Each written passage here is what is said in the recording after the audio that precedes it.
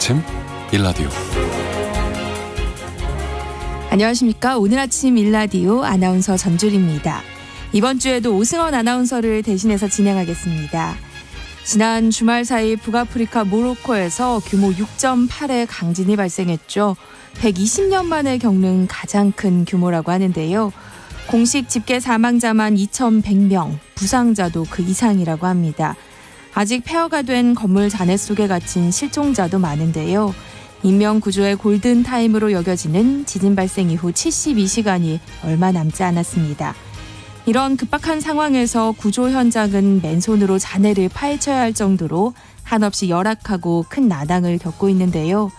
지금도 애타게 구조를 기다리는 사람들을 생각하면 국제사회가 연대해서 신속하게 모로코 지원에 나설 때고요. 우리도 적극적으로 구호에 힘을 보태야겠죠. 지구촌 곳곳에서 천재지변이 이어지고 그때마다 경각심을 일깨우곤 하는데요. 재난을 피할 수는 없어도 대비가 중요하다는 것과 신속한 구조 시스템, 국제사회의 연대가 참 중요하다는 생각을 다시 해보게 됩니다. 모쪼록 절망으로 뒤바뀐 그곳 사람들을 위로하고 작은 힘이라도 희망을 보탤 수 있었으면 좋겠습니다. 9월 11일 월요일 오늘 아침 일라디오 출발합니다.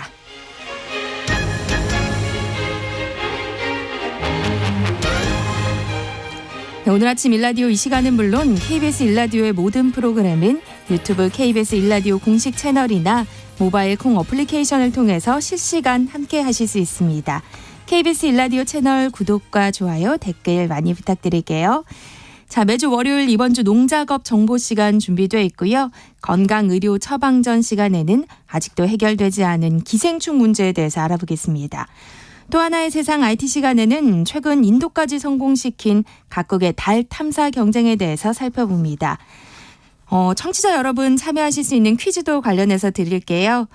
한창 수학철에 접어들면서 벼베기를 앞둔 논에서 황금 물결이 출렁이고 있다는데요.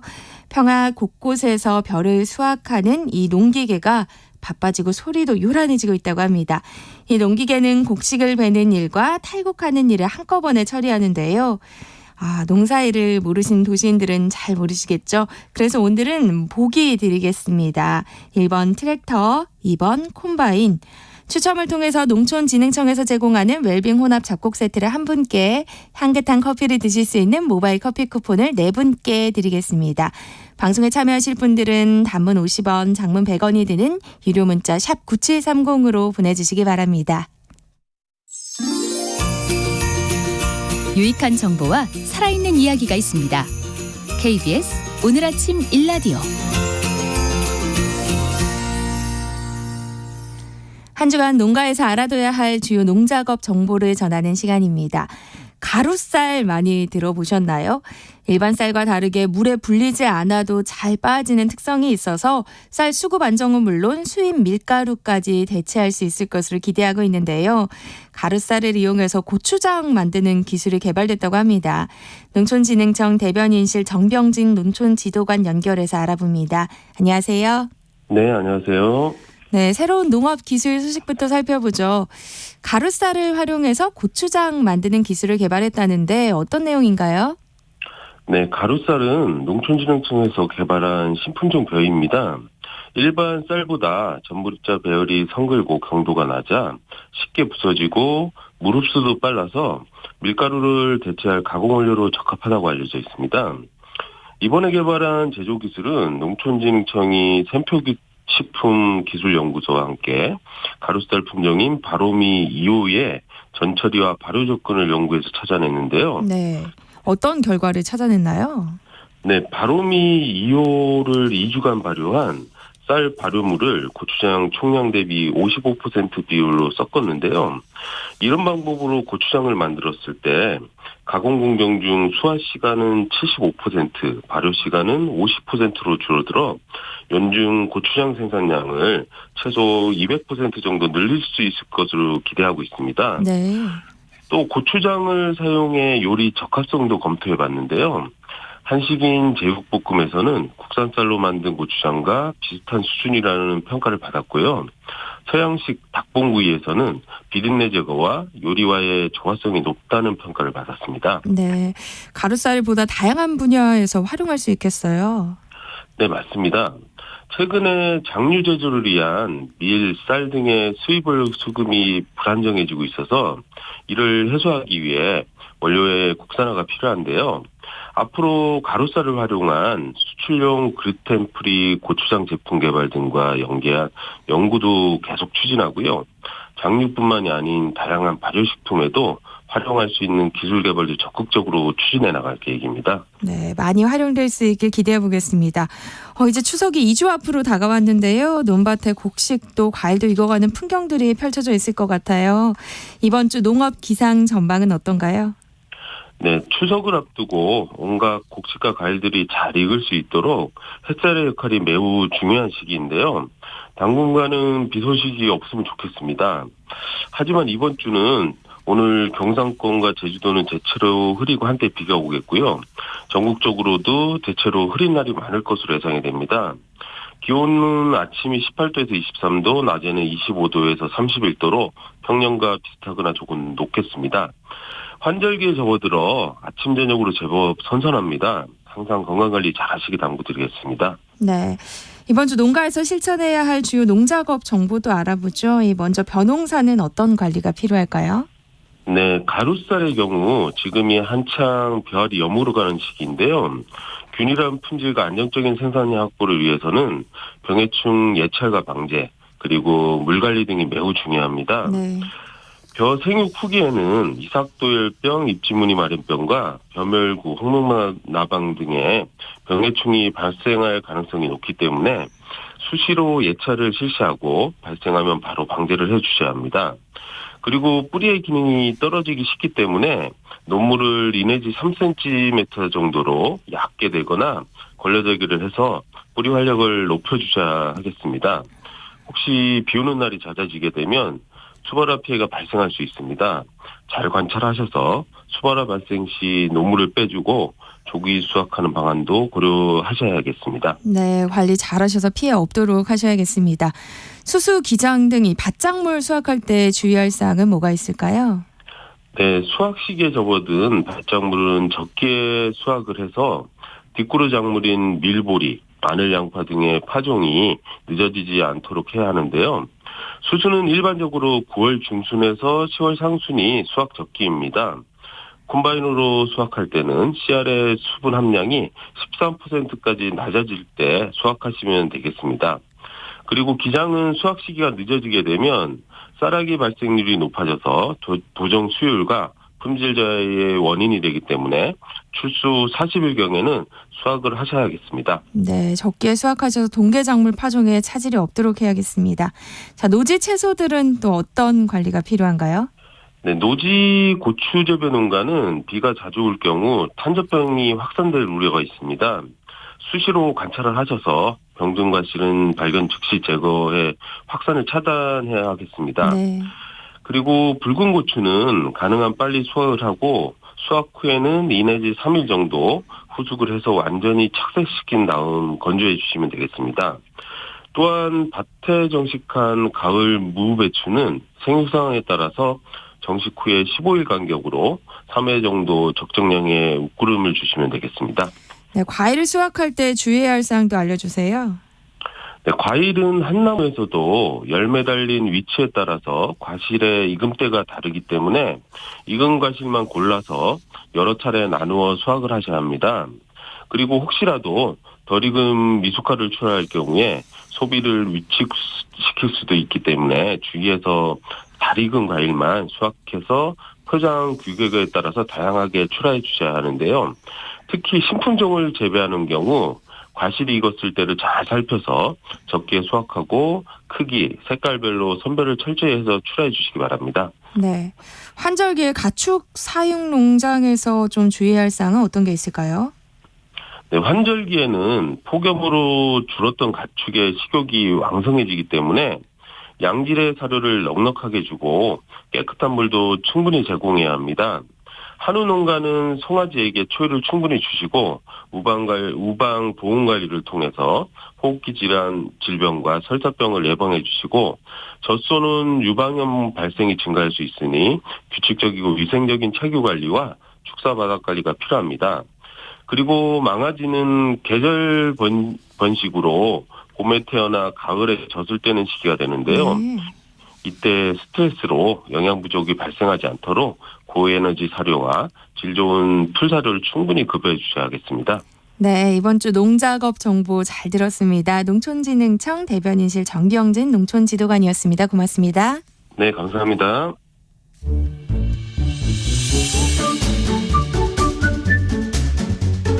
아침을 여는 기분 좋은 습관. KBS 오늘 아침 1라디오.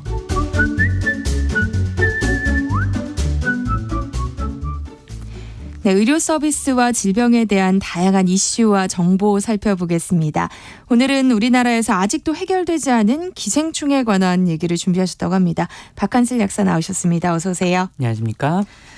영화 기생충이 아니라 진짜 기생충에 대한 이야기를 말씀하시는 거죠? 기생충이 아직 해결되지 않았다는 게 무슨 얘기일까요? 네, 아마 청취자분들께서 좀 생소하실 것 같기도 해요. 네. 무슨 21세기의 기생충 얘기냐, 그 옛날 이럴 것 같은데, 이거는 기생충 문제가 해결됐다는데 어떻게 해결됐냐는 걸 정의하냐에 따라 좀 다를 것 같아요. 네. 무슨 말이냐면요. 이제 연령대가 좀 있으신 분들은 어릴 때 학교에 체변 봉투 가져가신 기억이 나실 것 같습니다. 네. 이제 기억도 좀 되살릴 겸 그다음 네. 또 그런 게 생소한 젊은 청취자분들도 계실 테니까 다시 한번 설명을 드리면요. 네. 예전에는 기생충 박멸을 위해서 학교에서 1년에 2차례 정도씩 정기적으로 대변 검사를 했습니다. 네. 네, 정말로 모든 학생들이 다 자기 대변을 학교에 제출해야 됐는데 이걸 담아서 제출한 봉투를 체병 봉투라고 했죠. 이제 요만한 그런 조그만 봉투. 이게 그렇게 오래된 얘기가 저 기억나죠? 이게 95년까지 했습니다. 네. 그래서 일단 이렇게 수거된 봉투를 가져가면은 이제 현미경으로 검사를 해서 네. 네, 대변소에 기생충 알이 있는 학생들한테는 너 기생충 있다라고 하면은 이제 학생한테 약을 주고 그러면 이제 이걸 어떤 선생님은 또 교실에서 먹게 하시는 경우도 있었고 너 당장 먹어라 안 먹으면 안 된다 이러면서 이제 네. 아니면 그냥 나눠줘서 집에서 먹는 경우도 있고 네. 여학생들은 받고 울고 막 그런 경우도 있었다고 하더라고요. 네. 근데 이렇게 하는 검사를 이제 95년도까지 30년 정도 동안 하니까 네. 정말로 많이 줄어들었습니다. 그래서 이거에 한국 기생충 박멸협회라는 곳이 이제 60년대부터 있어가지고 쭉 그런 사업을 진행했는데요.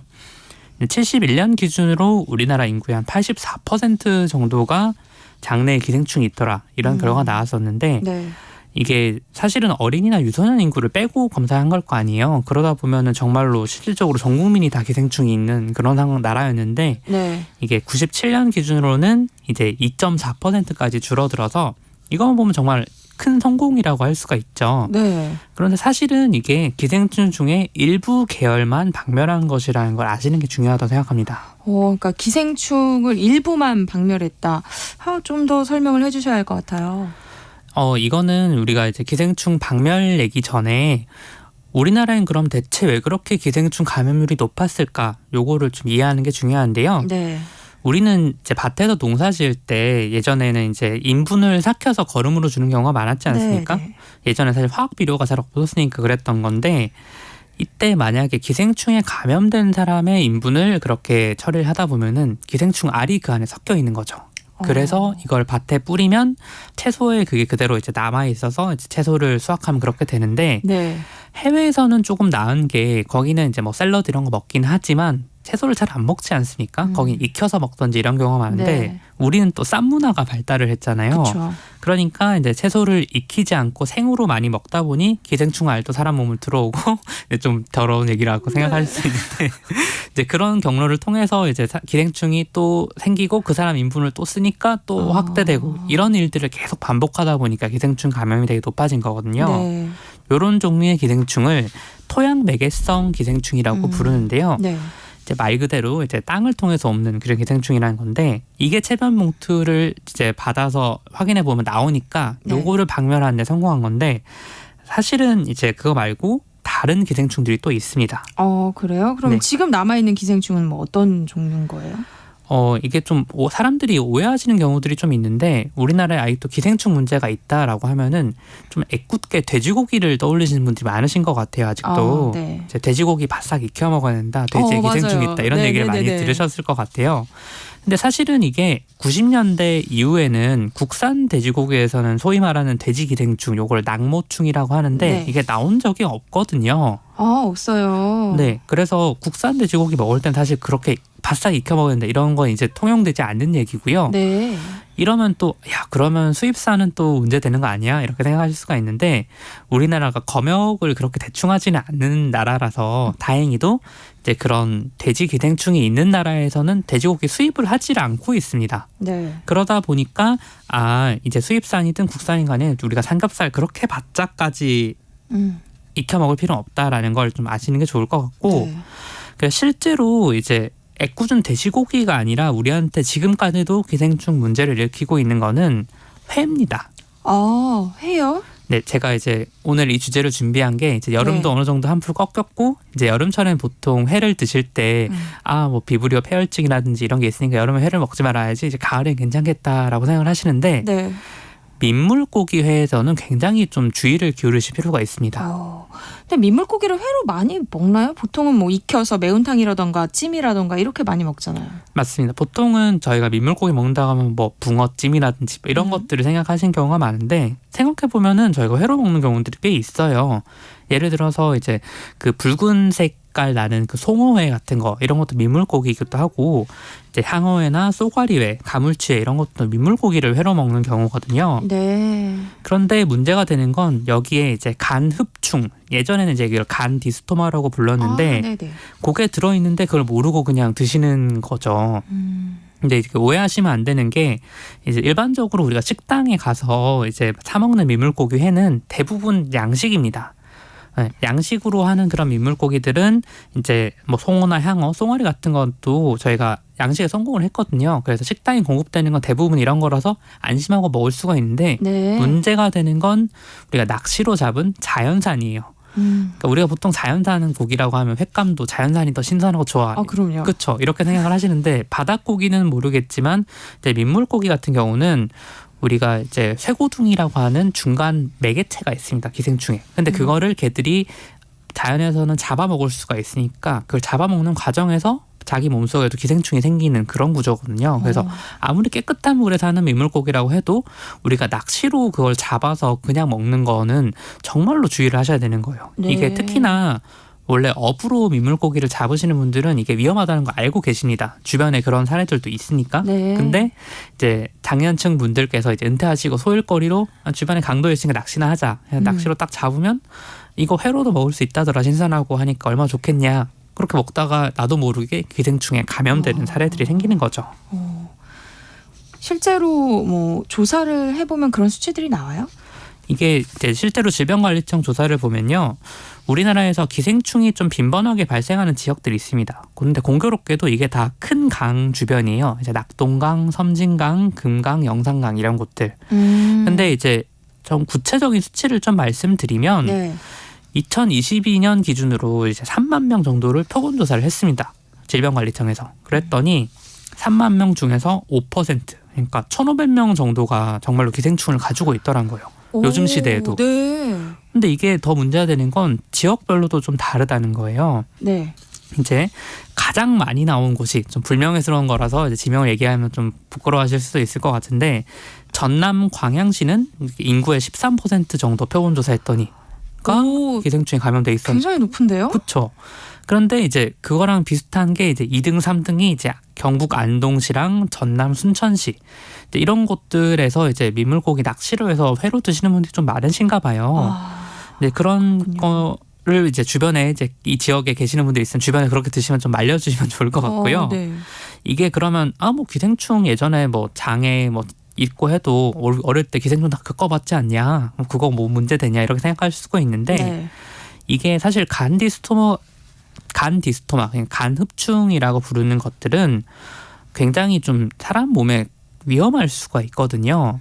그래서 그냥 뭐 대변에 섞여 나온다, 뭐 아니면 가렵다 이런 장내 기생충과는 좀 다르게 이거는 황달이 올 수도 있고요. 좀 심하게는 아예 사망하실 수도 있어요. 그냥 열 좀 난다 이 정도가 아니고. 네. 그래서 이게 아주 오래돼서 지속되면은 이제 간암이라든지 아니면 그런 것까지도 생길 수가 있기 때문에 네. 민물고기 회 드시는 분들은 한 번 정도는 좀 검사를 해보시는 게 좋다고 볼 수가 있고요. 네. 그런데 이제 제가 사실 오늘 기생충 문제가 해결되지 않았다라는 얘기를 준비한 거는 단순히 뭐 민물고기 회를 드시는 일부 분들 때문만이 아니에요. 이게 예전에 우리나라의 기생충 문제는 그런 농사 방식에서 기인하는 문제였다고 하면은 요즘은 기생충이 국경을 넘을 수가 있기 때문에 문제가 더 됩니다. 그러니까 기생충이 뭐 스스로 비행기를 타거나 배를 탄 건 아닐 테니까 뭐 해외여행 같은 것 때문에 말씀하시는 거죠? 네, 첫 번째는 말씀하신 것처럼 해외여행인데요. 네네. 이제 요즘에는 좀 더 문제가 되는 게 해외여행도 트렌드가 있지 않습니까? 예전에는 뭐 선진국에 가보던지 아니면 정말 뷰 좋고 이런 거의 현지화된 곳들을 가잖아요. 네. 그래서 저도 이제 첫 해외여행을 친구들이랑 라오스를 갔었는데 가니까 떡볶이를 팔더라고요, 거기서. 그래서 네. 그 정도로 정말 현지화된 곳들이면 정말 깨끗하고 괜찮은 곳들인데 네. 요즘은 이제 여행 유튜버 분들이 되게 오지 여행 이런 거 많이 가시잖아요. 되게 저도 재밌잖아요. 많이 봐요.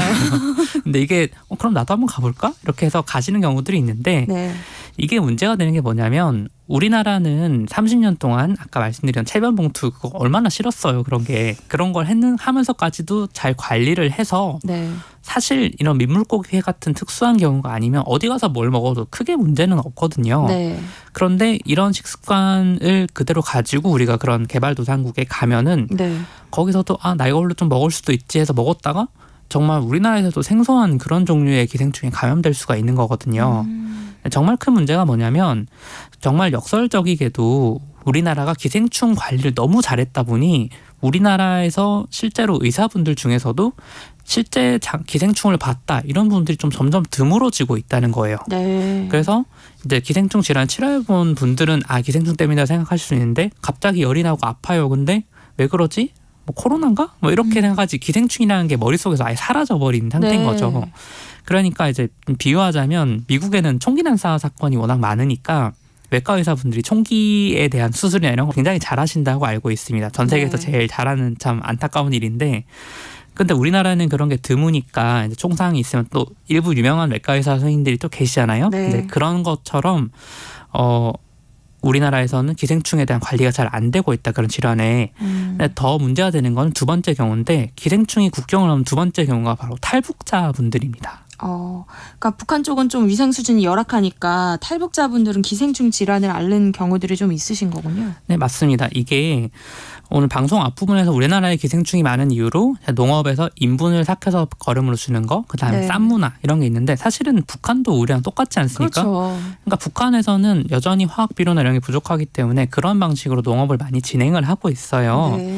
그런데 이제 북한 분들이 그런 제대로 관리가 안 되는 분들이 넘어오셔서 확인을 해보면 기생충 감염률이 상당히 높습니다. 네. 이게 제일 처음 드러났던 게 2017년경에 이제 휴전선 넘어서 이제 공동경비구역으로 귀순하신 북한군 분이 계신데 또 북한 쪽에서 그걸 총을 쐈거든요. 네. 그래서 이 분을 진료를 하시던 의사 선생님이 아니 장을 열었더니 총 맞아서 기생충이 쏟아지더라. 너무 충격적이다. 이런 얘기를 하면서 언론에 조망이 된 건데 네. 그래서 이제 예전에는 뭐 기생충 약 같은 것도 북한에 좀 보내고 이런 일들이 있었어요. 근데 네. 뭐 저희가 뭐 외교나 시사 방송은 아니다 보니까 뭐 북한과의 관계에 대해서 이렇게 얘기할 건 아니긴 하지만 만약 우리가 미래에 통일을 좀 준비하고 있다라고 한다면 기생충 질환을 치료하는 거 의사라든지 인력 같은 것도 지금 당장 우리나라에 많지 않아도 좀 확충하는 게 맞지 않을까 생각이 들고요. 네, 그리고 해외 여행을 통해서 감염되는 경우도 늘고 있으니까요. 네. 그리고 또 마지막으로 한 가지 좀 당부를 드리자면은 우리가 예전에 기생충 심하던 시대에는 이제 뭐 가을이나 봄에 한 번 정도는 구충제 먹어줘야 된다 이런 얘기들을 많이 했잖아요. 네. 사실 요즘은 그렇게까지 할 필요는 없기는 하지만 그래도 한 2, 3년에 한 번 정도는 한 번 정도 구충제 먹어주셔도 나쁘지 않을 것 같다는 저도 생각. 먹어야겠어요. 언제 기억이 안 나네요. 네, 그렇죠. 그런 거를 뭐 아주 긴 기간에 한 번 정도는 드셔주는 게 좋지 않을까 생각이 네. 들고 만약에 민물고기 회를 즐겨 드신다. 그것도 뭐 식당에서 드시면 괜찮긴 한데 그런 걸 드셨다가 갑자기 복통이 심하고 열이 난다고 하면은 꼭 병원을 방문하셔서 내가 어제 이런 민물고기를 먹었더니 그런 일이 생겼다라는 걸 안내해 주시면 좋을 것 같습니다. 네, 건강의료 처방전 시간 오늘은 아직도 해결되지 않은 기생충 문제에 대해서 살펴봤습니다. 박한질 약사와 함께했습니다. 고맙습니다. 감사합니다.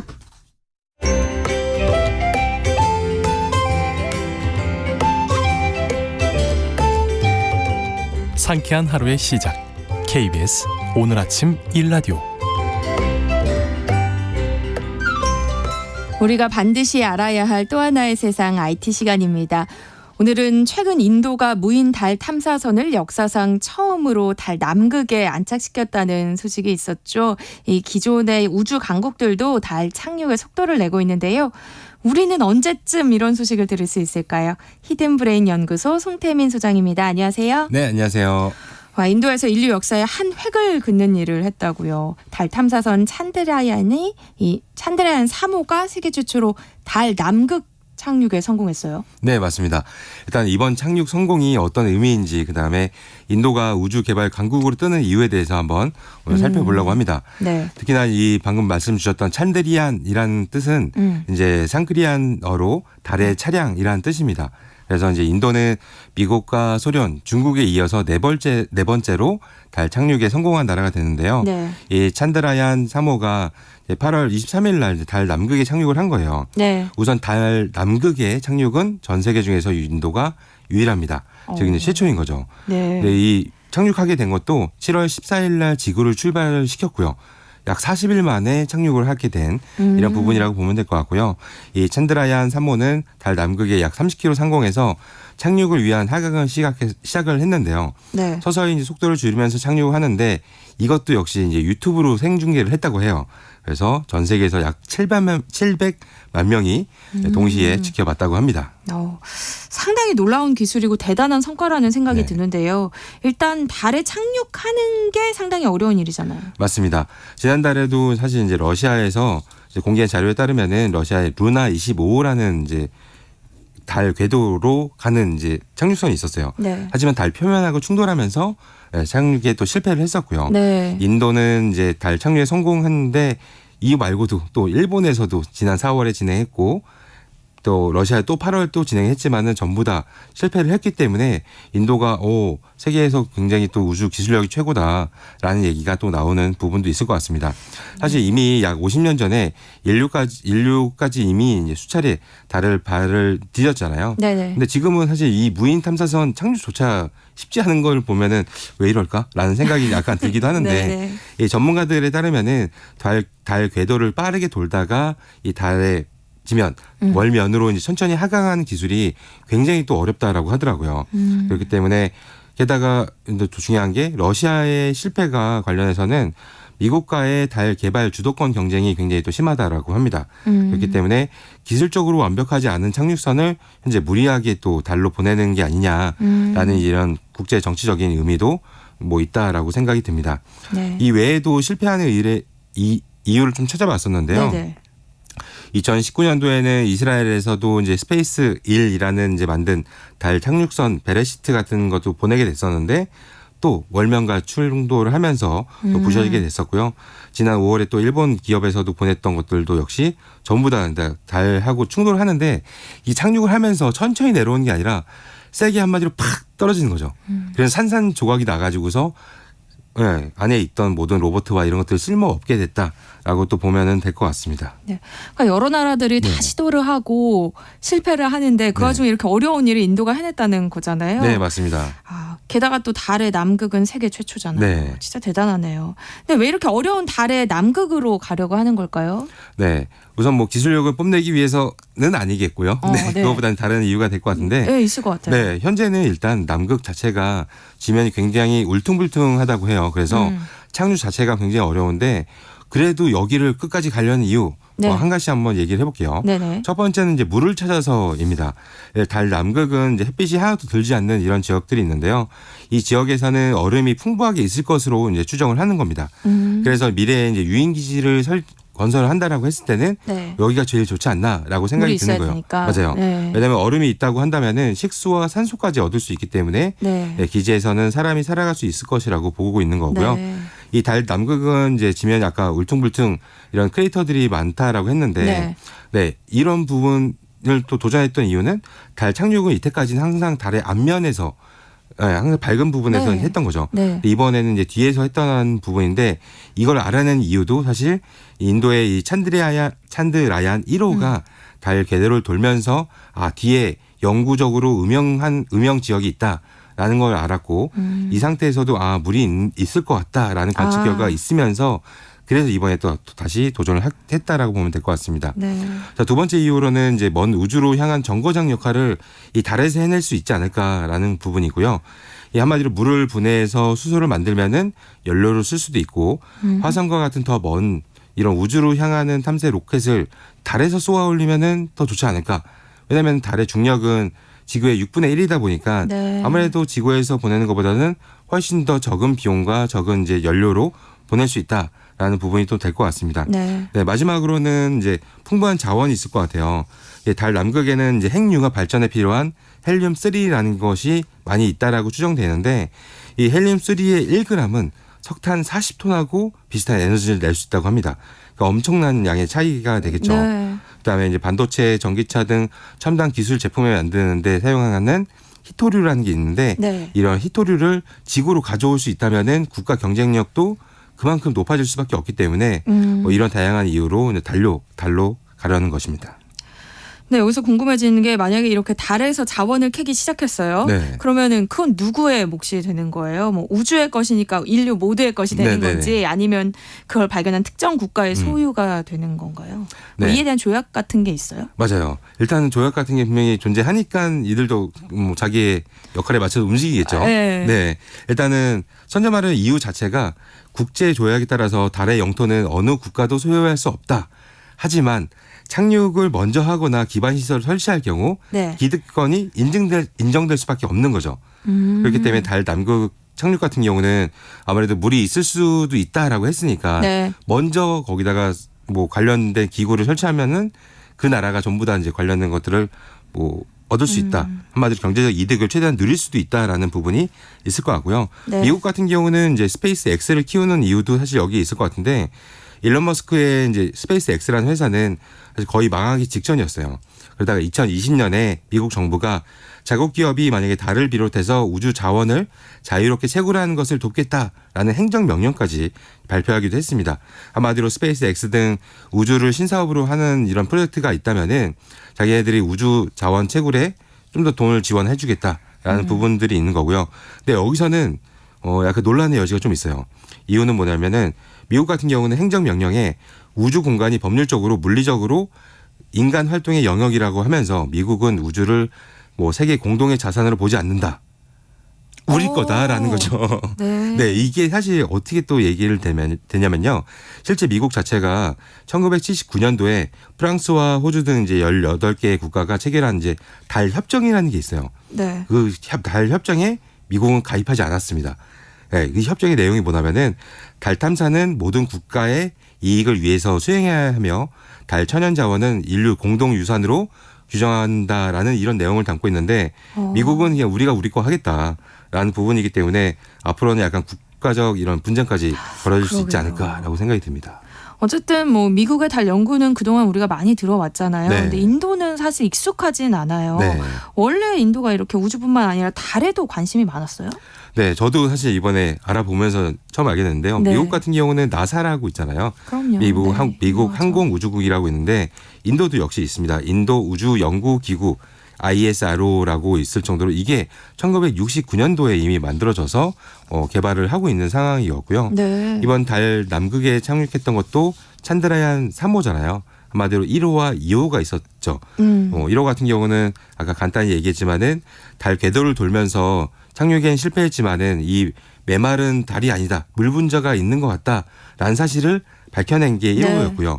2호 같은 경우는 이제 역시나 착륙엔 좀 실패를 했지만은 현재까지도 계속 돌고 있다라고 해요. 착륙은 안 됐고 달 주변에서 계속 돌면서 현재 지구로 데이터를 보내고 있다고 하니까 이를 통해서 이제 뭔가 이번에 3호가 착륙하는데 큰 도움이 되지 않았을까라고 네. 생각이 들고요. 발사 비용부터 해서 다른 나라랑 굉장히 큰 차이가 있어요. 예를 들어서 이번에 착륙에 성공했던 것 같은 경우는 7,400만 달러, 약 990억 원을 들여서 달 탐사를 이제 시작을 한 거가 됐고요. 네. 미국 같은 경우는 이제 2025년도에 쏠게 124조 원이라고 해요. 그러니까 몇십 배가 차이 나잖아요. 네. 그러니까 한마디로 이 인도의 달 탐사 같은 경우는 굉장히 가성비가 좋다. 네, 저비용으로. 저비용으로 어쨌든 성공까지 시키다 보니까 그러니까요. 다른 나라에 비해서는 굉장히 잘하는 게 아닌가라는 부분이 또 보이는 곳이었습니다. 네. 진짜 앞으로 인도가 우주 산업에서 차지하는 위상이 달라지겠어요. 네, 맞습니다. 특히 인도의 이제 모디 총리 같은 경우는 앞으로 우주 개발 사업을 또 민간 기업에게도 열어가지고서 해외 투자도 활발히 받을 거다라는 얘기도 했었고요. 네. 이번에 이제 찬드라얀 3호 같은 경우는 아무래도 전 세계적으로 주목을 크게 받았기 때문에 네. 좀 전에 말했던 것처럼 민간 영역에서도 활발하게 더 투자나 혹은 주목을 받을 수밖에 없다 보니 앞으로 스페이스 X랑 좀 많이 충돌이 나지 않을까라는 생각이 좀 들기도 합니다. 네. 인도 외 다른 국가들의 움직임은 어때요? 네, 우선 이제 미국과 중국 같은 경우는 이미 달 착륙을 성공했던 나라잖아요. 그렇다 네. 보니까 이제는 이들은 사람 보내자. 네, 사람 보내기 경쟁에 돌입했다라고 보시면 될 것 같습니다. 네. 아마도 이제 미국과 중국과의 이제 싸움이 앞으로 좀 보일 것 같고요. 네. 미국은 우리나라를 포함해서 21개국과 함께 이제 아르테미스 프로젝트라고 준비를 하고 있어요. 이게 한마디로 이제 사람들을 그 항공기가 아니죠. 로켓에 태워가지고서 이제 보내겠다라는 부분인 거고요. 중국은 작년에 11월달에 이미 이제 우주 정거장 텐궁을 거점으로 해서 2030년에는 자국민들을 달에 보낸다. 이런 부분 계획까지 세워놓은 상태입니다. 네. 그래서 이제 앞으로는 좀 많이 기대가 될 것 같은데 일본 같은 경우도 최대한 달을 가보자라는 부분이 있어요. 그래서 사실 지난주에 달 탐사 로켓을 쐈습니다. 그래요. 네, 이미 지난주에 이제 정확히는 4일 전인데요. 네. 4일 전에 소형 달 탐사선 슬림이라는 걸 이제 보내게 됐고요. 뭐 바로 달로 도착하는 건 아니고요. 약 4개월 뒤 내년 1월이나 2월 달쯤에 달에 착륙할 예정이라고 합니다. 네. 근데 이제 성공할 경우에는 일본이 세계에서 5번째다 보니까 우리나라도 좀 많이 했으면 좋겠다라는 생각이 좀 들기도 합니다. 그러니까요. 우리나라도 이 분야에서 좀 더 힘을 썼으면 좋겠어요. 우리의 가능성은 어떤가요? 뭐 가능성은 언제나 있지 않을까라는 생각이 드는데 네. 이제 달 탐사는 우리나라는 이제 후발주자로 이제 꼽히기도 하고요. 네. 지난해 12월 달에는 한국의 첫 달 궤도선 다누리가 달 궤도에 진입을 성공하기도 했습니다. 네. 근데 이거는 이제 앞으로는 이제 착륙을 목표로 하자 혹은 뭔가 로봇을 보내자 이런 부분이 있는데 이거는 뭐 당분간은 아닌 거고 앞으로 네. 2032년까지 천천히 3차례 정도 더 발사를 한 다음에 천천히 가지 않을까라고 생각이 되고요. 아마도 내년부터 약 10년간 6,286억 원을 투입해서 달 착륙선을 개발하고 앞으로 보내겠다 이런 계획을 발표를 했습니다. 네. 정말 재밌네요. 네, 사실 이제 국내 뭐 한국과 대한민국 같은 경우는 뭐 네. 자연적인 이런 자원이 천연 자원이 잘 안 나오잖아요. 네네. 그래서 좀 빨리라도 화성을 가던 아니면 달을 가던 여기서 자원을 좀 캐와서 국가 경쟁력을 좀 키우면 좋지 않나 네. 이런 생각이 좀 들기도 합니다. 네. 사실 우리가 인도가 IT 강국이다 이런 건 알고 있었는데 와 이제는 인도가 우주 강국으로 네, 거듭났네요. 재밌는 이야기였습니다. 또 다른 IT 시간. 오늘은 인도까지 성공 궤도에 들어선 달 탐사 소식에 대해서 살펴봤습니다. 히든 브레인 연구소 송태민 소장과 함께했습니다. 고맙습니다. 네, 감사합니다. 네, 오늘 퀴즈 정답 살펴보겠습니다. 저희가 문제가 좀 어려울 것 같아서 오늘은 또 보기를 드렸는데요. 많은 분들이 정답 맞춰주셨어요. 2번 콤바인이었죠. 청취자분들께서 보내주신 문자 소개해드릴게요. 8575번님 2번 콤바인 정답 맞춰주셨고요. 24250님 정답 2번 콤바인입니다. 1350님 2번 콤바인 정답 맞춰주시면서 농촌에서는 매우 유익하고 중추적인 역할을 담당하고 있습니다. 성인 100명 몫을 담당하는 것 같아요. 좋은 방송 고맙습니다. 라고 보내주셨어요. 0401번님 정답 콤바인. 어릴 적에는 모든 동네 사람들이 모여서 집집마다 돌아가며 손으로 전부 다 탈곡을 했는데요. 지금은 기계가 다 해줘서 얼마나 좋은지 모르겠어요 하셨고요. 6884번님 콤바인입니다. 농기계 관련 업종에서 일하고 있습니다. 봄에 콤바인 부품을 생산했었는데 이제 가을이 돼서 제가 만든 콤바인이 가을 들판을 누빈다니 왠지 뿌듯함이 느껴집니다. 라고 보내주셨네요. 자, 오늘 상품 받으실 퀴즈 당첨자 중복 당첨 여부를 확인한 후에 저희가 홈페이지에 게시해 놓도록 하겠습니다. 오늘 아침 일라디오 지금까지 아나운서 전주리였고요. 월요일 활기차게 시작하세요. 저는 내일 또 찾아뵙겠습니다. 고맙습니다.